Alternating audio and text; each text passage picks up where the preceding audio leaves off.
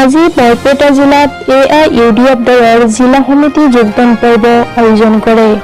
উক্ত সভাত উপস্থিত থাকে AIUDF দলৰ কেন্দ্ৰীয় সাধাৰণ সম্পাদক আমিনুল ইছলাম ডাঙৰীয়া, লগতে জনে সমষ্টিৰ বিধায়ক ডক্টৰ হাফিজ ৰফিকুল ইছলাম আৰু AIUDFৰ লগতে UDSFৰ কেন্দ্ৰীয় সভাপতি উপস্থিত বাগবৰ সমষ্টিৰ সমাজসেৱক ৰাজীৱ আহমেদ ও কংগ্ৰেছ দলৰ বহু কৰ্মীয়েও UDF দলতে যোগদান কৰে।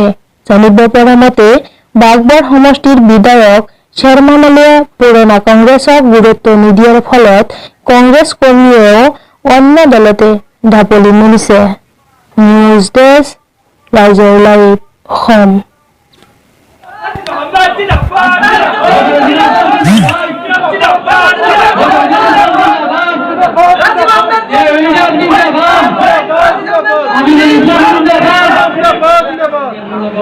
এই দলত যোগদান কৰিছে সকলোকে মই আন্তৰিক ধন্যবাদ জ্ঞাপন কৰিছো। মই কিহৰ কাৰণে এই দলত আহিছো আজি মোৰ